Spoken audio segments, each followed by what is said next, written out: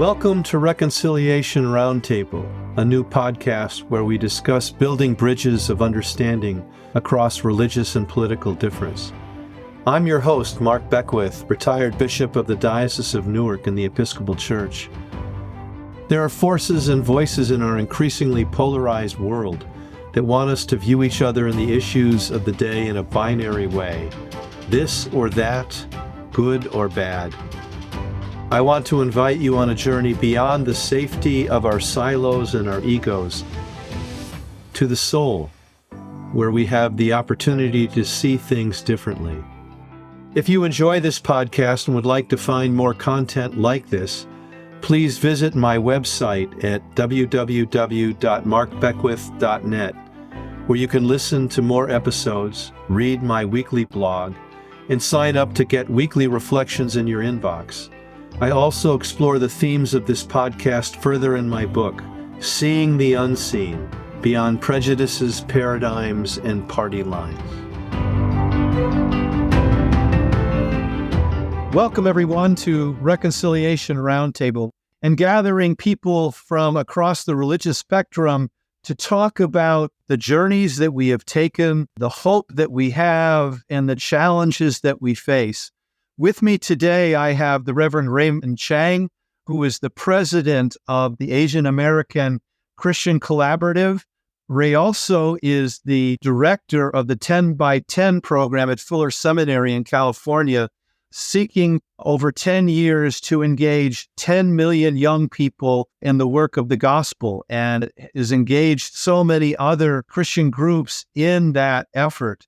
Prior to that, he was a chaplain at Wheaton College, and as president of the Asian American Christian Collaborative, he and I have gotten to know each other in our common interest and commitment to reducing gun violence, and appreciate his witness. He has spoken and written in so many different venues, and it's my honor to have Ray here with me. So Ray, welcome.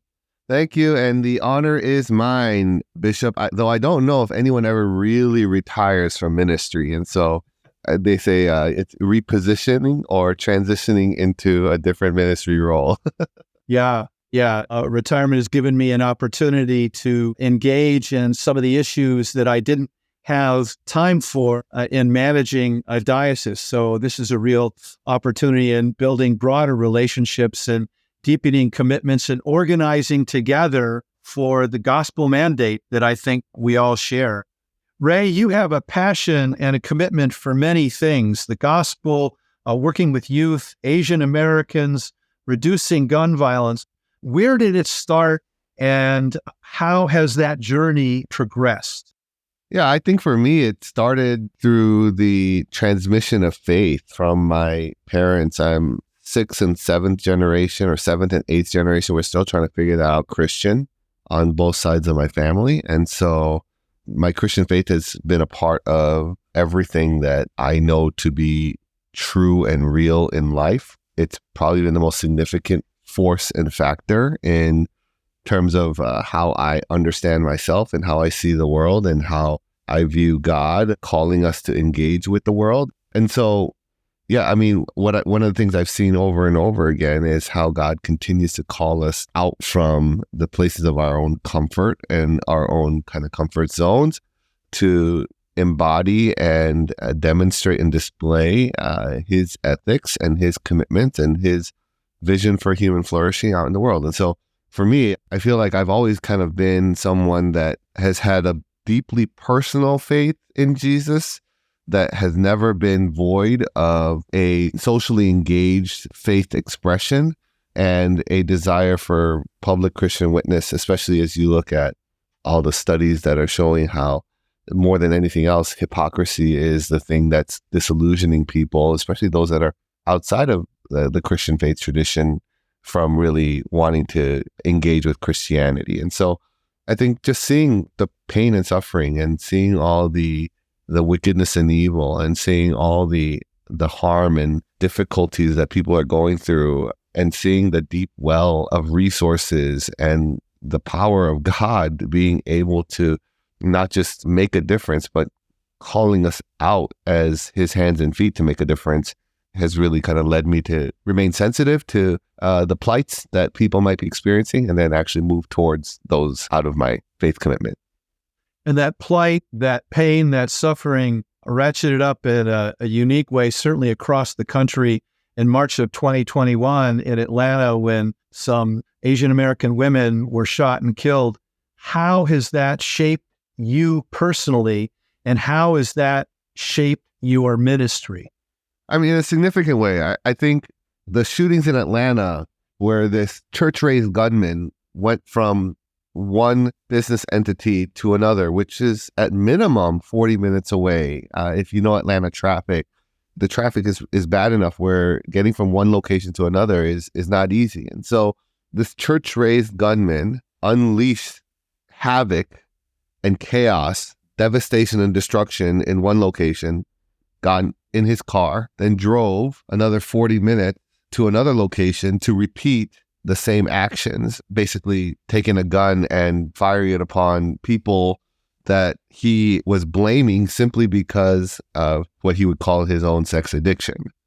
And so one of the things I realized was like, oh man, this targeting of Asian Americans, if you look throughout history, is both simple and complex.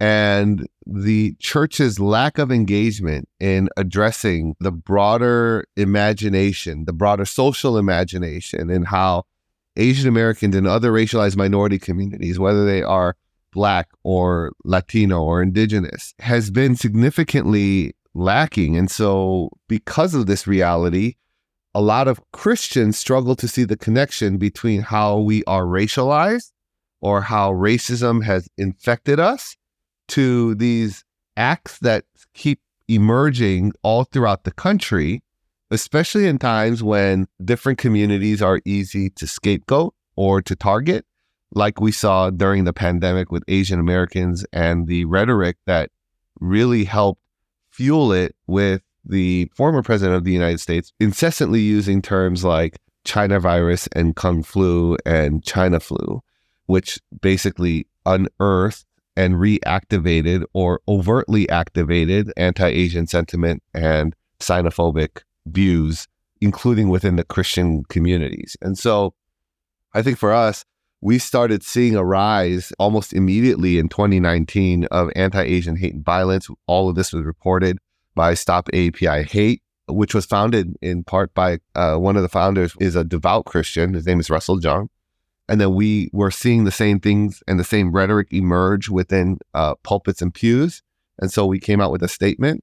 And then we just continued to respond to all the anti-Asian hate and violence, which really for a lot of us within the Asian American community, and especially within the Asian American Christian community, culminated or climaxed in the Atlanta shooting. It didn't end in the Atlanta shootings, but it was a high tension point for so many because a lot of the women within the Asian American community and the Asian American Christian community resonated with the reason that this perverted killer went on a shooting spree, because they had been on the receiving end of a lot of fetishization and racism and racialized fetishization for being Asian American women, through being objectified, through being viewed as objects of pleasure.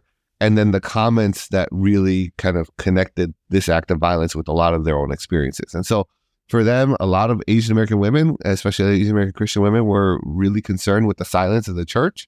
And so one of the things that we did was we organized 14 simultaneous rallies that were church-led all throughout the country in 14 different cities.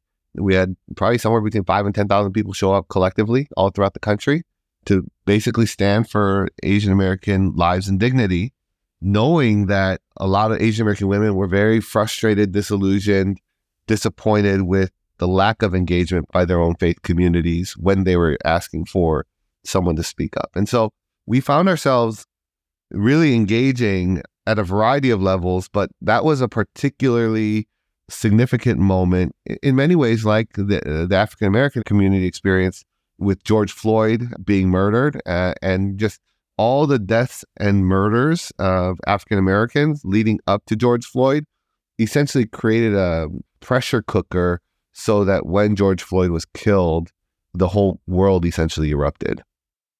Yeah, and to that point, you've challenged the church. In some of your writings, you said church has been the soil of the harmful attitudes and perspectives leading to the many racial injustices we see today.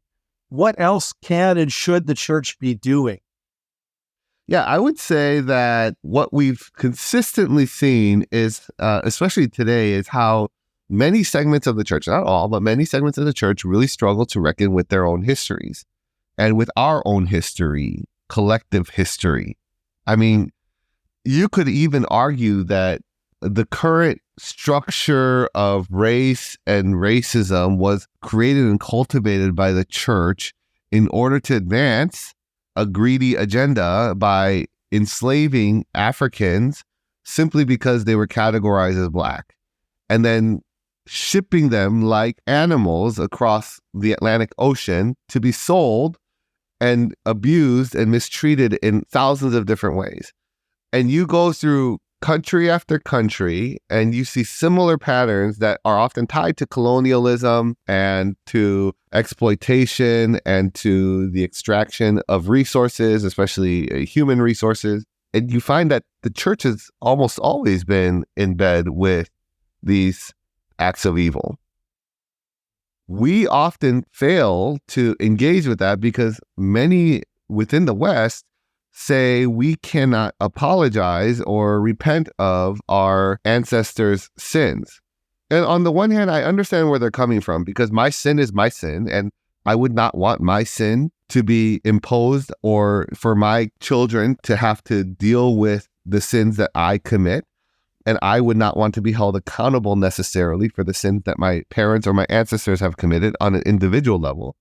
But on the other hand, I've inherited things that have been passed down from generation to generation, both consciously and subconsciously, that have shaped the way I view the world, shaped the way I engage with my faith, that shaped the way that I benefit or I am placed at a disadvantage simply because of what has been passed down through generations, as well as what has been passed down through collective generations of different people groups, all that claim to be Christian.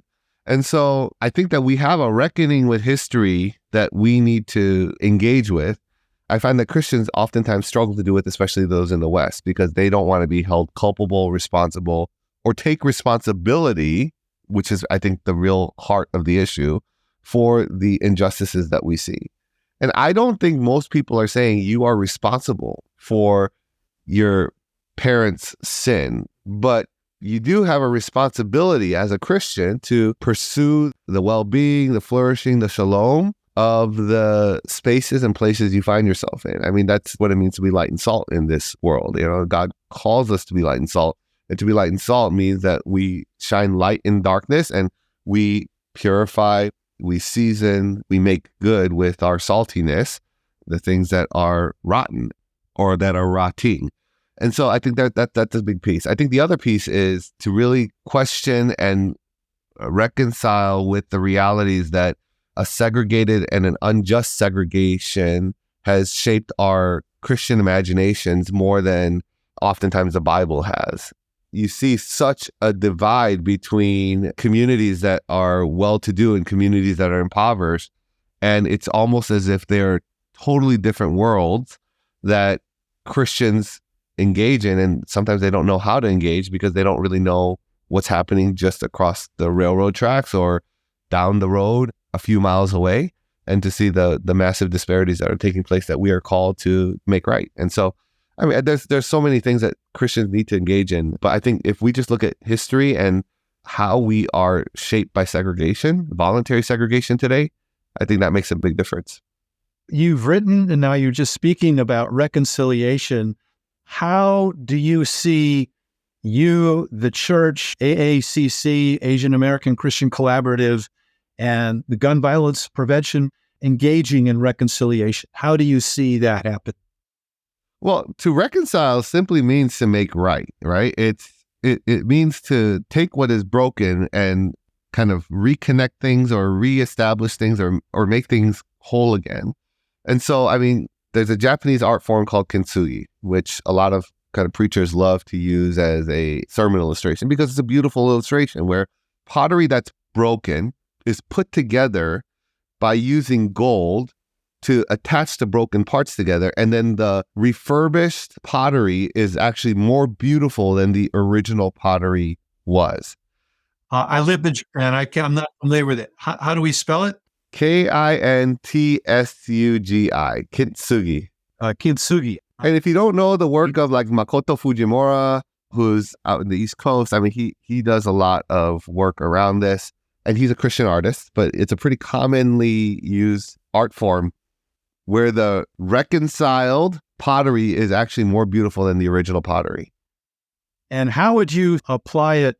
Because this is front and center as we're speaking today, the crisis in Gaza and Israel, the kintsugi notion, the reconciliation. How do you see the Christian message applying there? I mean, the most disheartening thing, I think, is the Christian, especially the Christian response in the West. First of all, I want to be very clear, like when conflicts like this emerge, two things happen. Both anti-Semitism rises and Islamophobia rises, or kind of anti-Muslim sentiments. I think both need to be stopped immediately, because the people that are often affected are not the people that are causing the conflict, but are everyday civilians that are not doing and causing the conflict in the ways that, that we're seeing portrayed either in the media or through social media. With that said, the long history of Israel and Palestine is a complicated one, but the fact that we are finding ourselves in a place where a lot of Christians, especially evangelical Christians, are justifying the activities of the Israeli military, especially as it pertains to its impact on civilians, is very concerning, because the death toll, both on the Israeli side as well as in the Palestinian side, it's already in the thousands, and it's just been a week since the war has started, or since the conflict has started, and the devastation that lies in the wake of people being displaced. And we have to remember that everyone in that region has already experienced a form of displacement.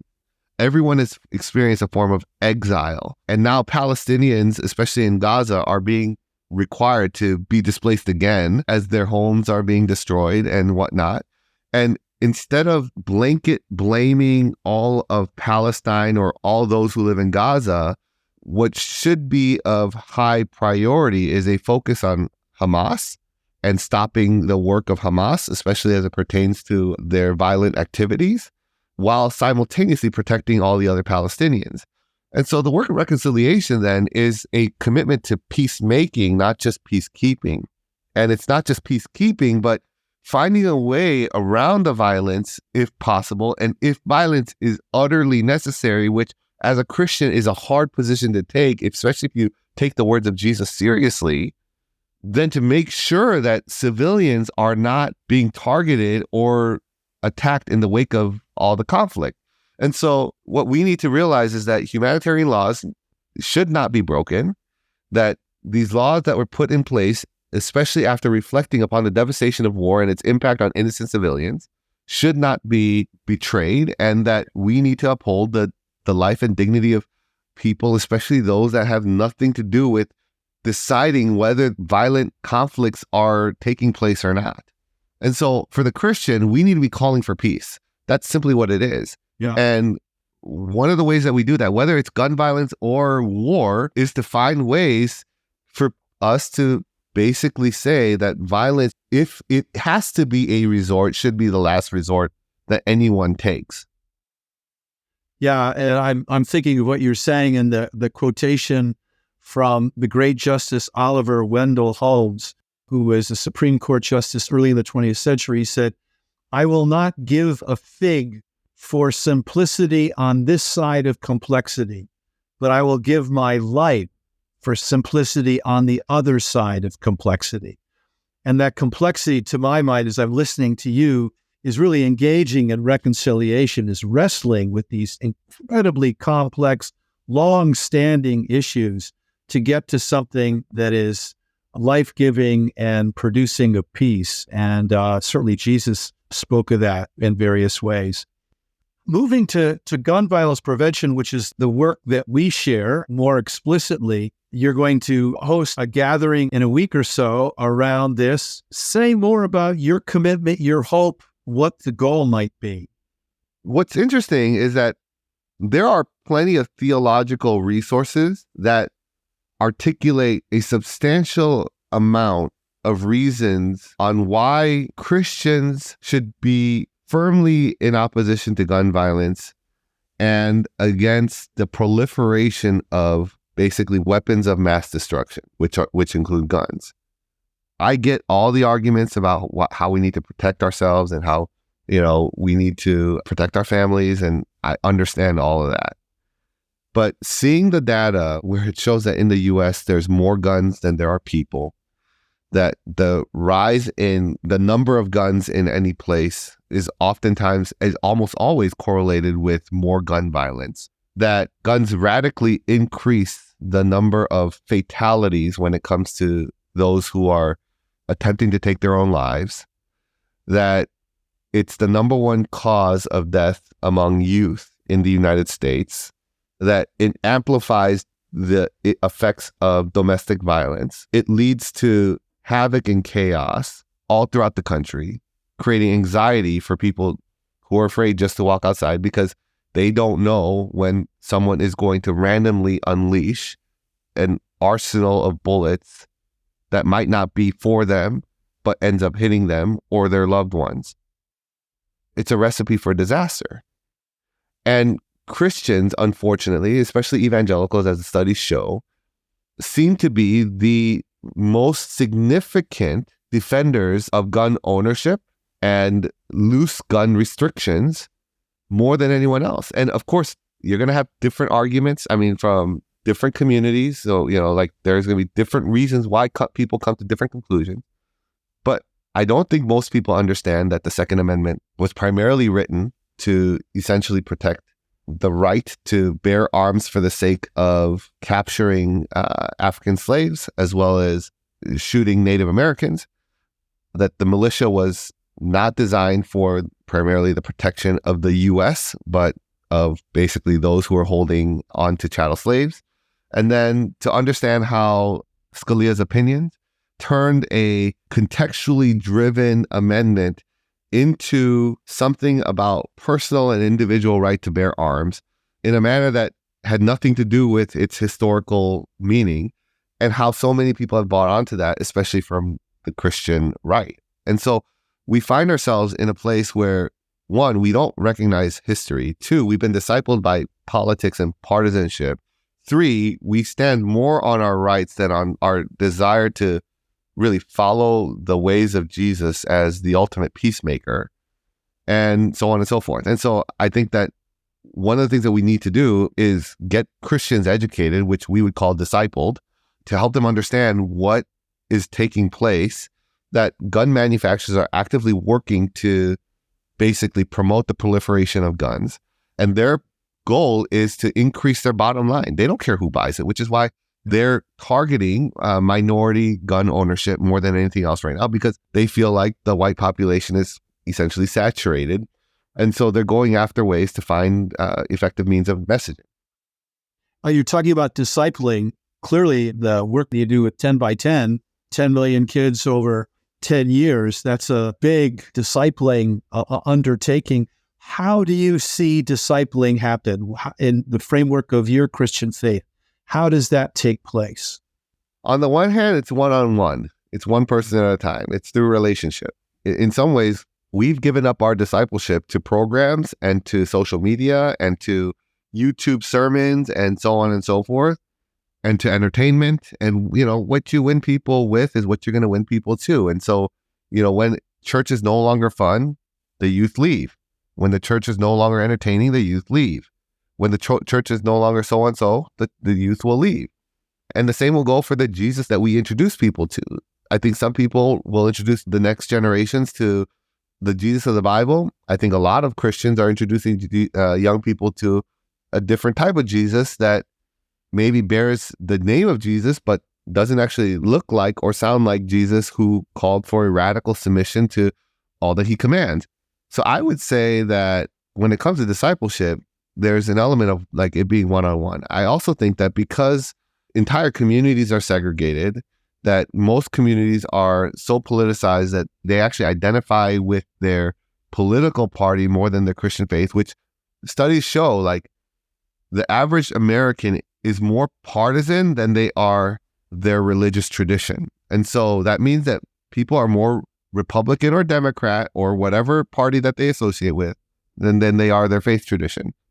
And this is perhaps why, especially within many evangelical spaces, the idea that someone can be a Democrat and a Christian is an anathema.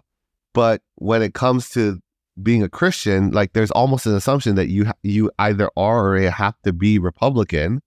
And I think Christians can vote their conscience. I think they can affiliate with whatever party, but they should not sell their soul to any party. And what politics in our current state in the U.S. does is forces you to sell your soul, to make compromises that you're not willing to make, but you have to make, and then you eventually become compromised as a result of those compromises that you make, all in order to belong to a party that really has an agenda that isn't Christian, because neither party is a Christian party, even though one party likes to declare itself to be Christian or tries to appeal to Christians more than others.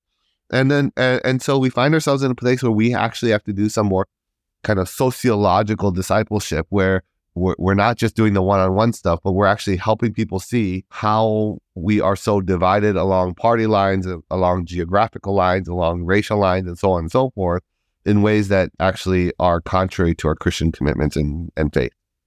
Yeah, you said 6th and 7th generations Christian in your family.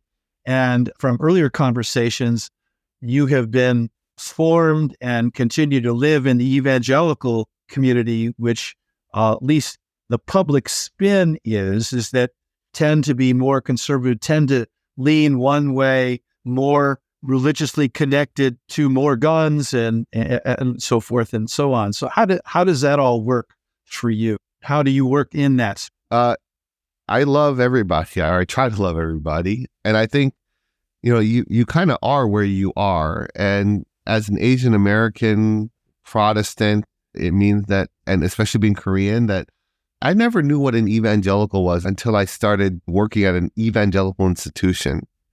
I had gone to an evangelical school, but I didn't know the difference between evangelical and Protestant.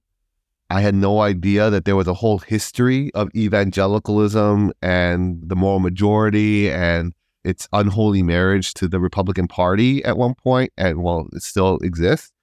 But I also know that there are evangelicals that are faithful and still identify as Republican, good friends, dear friends, people that I would trust to disciple my kids because they don't put their Republican faith over their faith in Jesus. And I would say the same thing about Democrats. There are evangelical Christians that are Democrat that don't put their democratic faith, and I'm using these words faith on purpose because I think that partisan politics demands more of our faith and our allegiance than I think Jesus would be okay with. That I know a lot of Democratic Christians that I would say are solid Christians that love Jesus and are following the way of Christ in ways that many of those that I think are reported on are not. What I find in both Republican and Democratic evangelicals that makes them distinct or unique, or people that I would say I would trust the discipleship of my child to, is that they don't put their politics or their partisan politics over their faith. Mm-hmm. And the way I know that is because they are constantly and incessantly more critical of their own party than they are of the other party. Mm-hmm. So when I don't see Republicans critiquing their own party, Republican Christian, I know that they're in bed with the Republican Party. Interesting. And with the constituency that's been cultivated to believe that in order to be Christian, you have to be Republican. With the Democratic Party, it's a lot easier because the Democratic Party isn't necessarily known to be tied to the Christian faith. But I always appreciate when I see Democratic Christians or Democrat Christians essentially critique their own party and its failures because of that. And I'm an independent, and I choose to be because of how polarized our partisan politics are. But I am also very grateful for those who firmly plant themselves within a party and basically are the prophetic voice to their own party. That's kind of where I stand. I've heard your commitment, your passion, your faith, all the ways that you engage people in the gospel to produce a world that provides for flourishing, to use your word, and really appreciate our time together. Ray, how can people be in touch with you and the work that you do, website or otherwise? Yeah, I mean, social media is always a good way to just stay connected to us. I'm on Instagram and what is now called X, and I'm debating whether I stay on or leave, and trying to figure out, is Twitter or X going to evolve into something that's a lot less chaotic and crazy. I'm on Threads, and so you can find me on Instagram at rchang502, and then on Threads at rchang502, and on Twitter or on X at tweetraychang. I'll also say follow the Asian American Christian Collaborative, AA Christ Collab, the letters A and the letter A, and then CHRSTCOLLAB. That's on like all the social media platforms, from Facebook to X to Instagram and Threads. You can follow us there, and then make sure to go on our website. Get to see, kind of track with the work that we're doing. Sign up for our newsletter. You just go down to the bottom and register, because that's the best place to find the latest news, including all the stuff that we're up to. And so that's probably the best way. And then, every now and then I speak pretty frequently across the country. And so if I'm speaking somewhere, happy to always connect with people. Ray, I'm glad that you speak. I'm glad that you write. I'm glad that you witness. What an honor to spend this time. And I look forward to further engagements as we join our passion, our faith, and our witness together to address some of these important issues that we face as a church and as a country. Blessings. Thank you, Mark. Thank you for listening to this episode of Reconciliation Roundtable. If you enjoyed this episode, make sure to subscribe to the podcast on your favorite platform and visit markbeckwith.net to stay up to date with new episodes, blog content, and other news. Please, if you could, rate and review this podcast on iTunes. It helps new listeners to find us.